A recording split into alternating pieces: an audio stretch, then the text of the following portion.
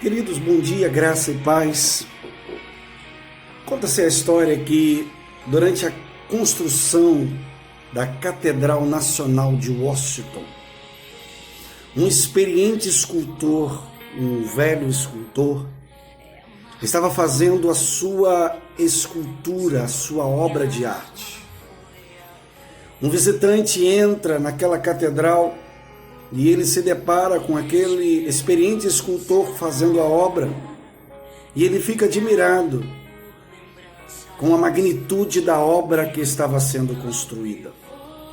Mas esse visitante, ele fica sabendo que depois daquela obra pronta, acabada, aquela obra iria ficar em um lugar que ninguém iria ver. E ele se dirige àquele experiente escultor, o velho escultor, e faz a seguinte pergunta: por que você está dedicando a sua vida, o seu tempo, para fazer uma obra que ninguém vai ver? O velho escultor responde a ele, dizendo: Deus verá a minha obra. Deus vê a minha obra. E nesta manhã eu quero também dizer isso para você. Existe um Deus que te vê. Existe um Deus que me vê. Ainda que a nossa vida, como aquela obra, de repente ninguém vai conseguir ter acesso e ver, a Bíblia diz que existe um Deus que nos vê.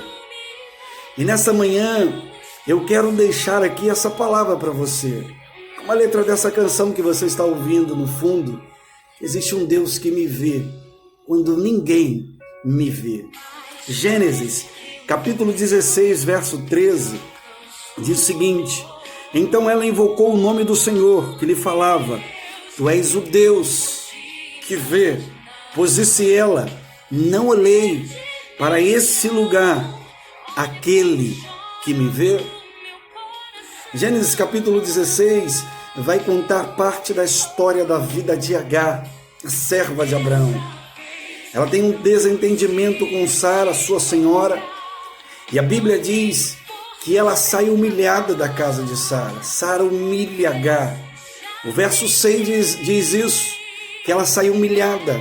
O verso 7 traz a informação que ela sai e ela vai para o deserto, para o caminho, o deserto no caminho de Sur.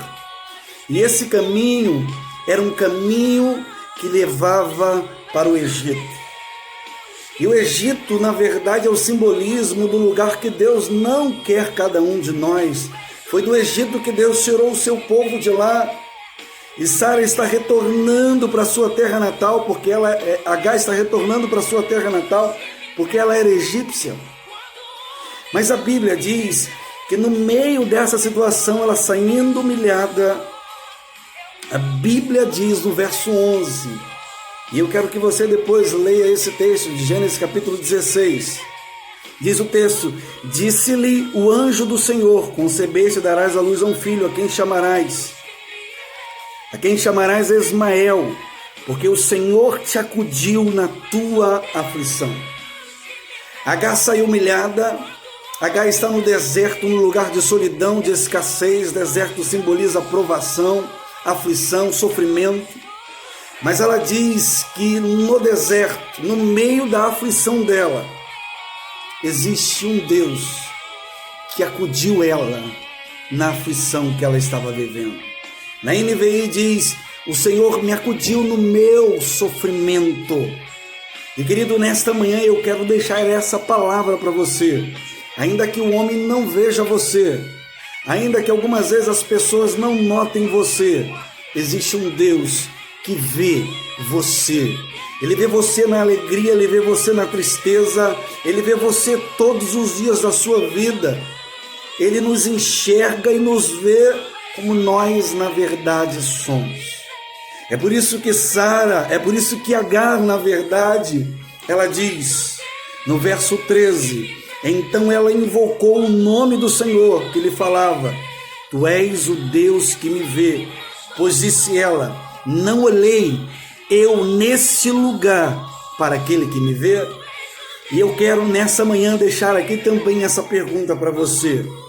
Deus está vendo você, Deus vê você, mas será que temos visto o Deus que nos vê?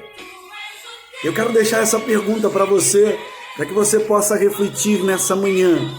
Deus nos vê, mas será que temos visto o Deus que nos vê? Algumas vezes o nosso sofrimento, a nossa dor, a nossa aflição, algumas vezes cega a nossa visão e não nos permite ver o Deus que nos vê. Mas eu tenho certeza, se você olhar com os olhos do teu coração, se você olhar com os olhos espirituais, você vai contemplar o Deus que vê você. Você vai contemplar Ele cuidando de você, cuidando da sua casa e cuidando da sua família. Que Deus abençoe a sua vida, que Deus abençoe a sua casa, que Deus abençoe a sua família.